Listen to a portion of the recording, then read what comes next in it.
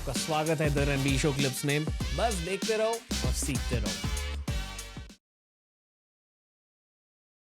जिस तरह से आपकी सोशल मीडिया की ग्रोथ हुई है, आई डोंट नो कितने डॉक्टर्स की इतनी तेजी से ग्रोथ होती है। ये मुझे दो चीज़ें बताता है। पहले तो आपकी नॉलेज लेवल्स क्रेजी हैं, और दूसरी चीज़ आपको एग्जैक्टली पता है कि पेरेंट्स के क्या प्रॉब्लम्स है आजकल, स्पेशली जो यंग पेरेंट्स हैं जिन्हें पता भी नहीं कि बच्चे को कैसे संभालते हैं। और ऐसे बहुत सारे कपल्स हैं भारत में जिन्हें पेरेंटिंग कोई सिखाता नहीं। डू यू थिंक कि ये एक रेलेवेंट प्रॉब्लम है हमारे देश के लिए? Yes, actually, when I started my Instagram page, so I really thought कि in my practice कि बहुत सारे पेशेंट्स आते थे, इतनी जनरल क्वेरीज होती थी, इतनी बेसिक क्वेरीज होती थी कि बच्चे को कब नहलाना है, बच्चे की मालिश कब करनी है, बच्चे के साथ क्या क्या नहीं करना है।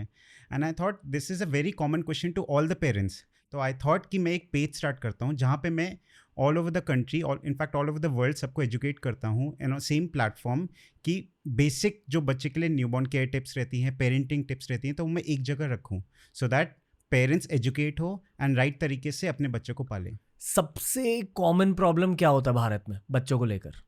सबसे कॉमन प्रॉब्लम अगर मैं पीडियाट्रिक्स की बात करूं तो आजकल के टाइम पे है रिकरेंट कफ। बच्चों को हर महीने खांसी हो रही है।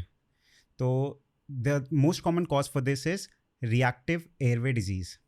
ये एक डिजीज़ है जिसमें बच्चों का जो एयरवे होता है from throat to the lungs, इसमें स्वेलिंग हो जाती है, नैरो हो जाता है एंड म्यूकस प्रोडक्शन हो जाता है। यानी कि जहाँ से आप सांस लेते हो वहाँ आपको चोट लग जाती है। It is basically a swelling, वो Okay. सूजन हो जाती है। सूजन हो जाती है जिसकी वजह से वो बच्चे को ब्रीदिंग इश्यूज होते हैं एंड कॉफिंग होती है। ये सूजन क्यों होती है? Because of triggers. ये ट्रिगर्स दो तरह के रहते हैं, आइदर एन इन्फेक्शन और एन एलर्जी। इन्फेक्शंस आपके वायरल इन्फेक्शंस आजकल बहुत कॉमन है कि वायरल इन्फेक्शन हुआ और आपकी खांसी ट्रिगर हो गई है, एंड दूसरे होते हैं बैक्टीरियल इन्फेक्शंस। एंड एलर्जीज जो मोस्ट कॉमन जो हम देखते हैं डे टू डे लाइफ में, these are house dust mites जो आपके कारपेट्स में होते हैं, जो आपके सॉफ्टवेयर्स में होते हैं, exposure to pesticides, exposure to toxins जो आपके क्लीनिंग एजेंट्स होते हैं उसमें, फ्रैगनेंसेस जो परफ्यूम्स यूज़ करते हैं वो, cigarette smoke and air pollution. So all these things ये आपके एयरवे को सूजन करती है जिसकी वजह से बच्चे की खांसी ट्रिगर होती है। And in fact more than 15 million children in India are suffering from this reactive airway disease and it is very common.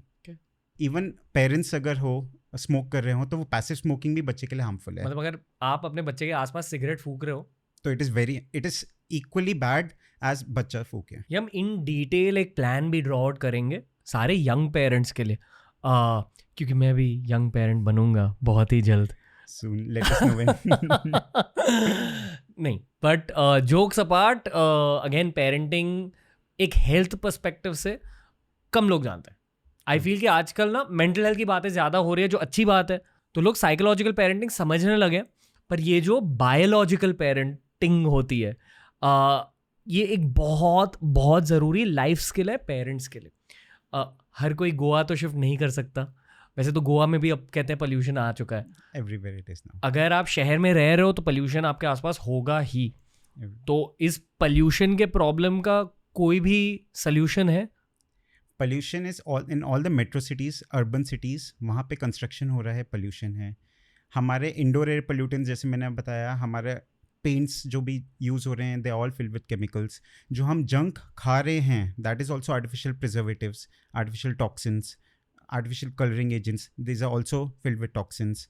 जो पॉलिशेज होती हैं उसमें भी हैं। जो आप क्लीनिंग एजेंट्स यूज़ कर रहे हो वो भी आपके इट्स फिल्ड विद केमिकल्स। जो आप स्किन प्रोडक्ट्स यूज़ कर रहे हो, फ्रेगनेंसेस यूज़ कर रहे हो, these are all pollutants. Okay दोस्तों, ऐसे ही बहुत सारे क्लिप्स अपलोड किए हैं इस चैनल पर। चैनल को एक्सप्लोर करो, देखते जाओ और सीखते जाओ।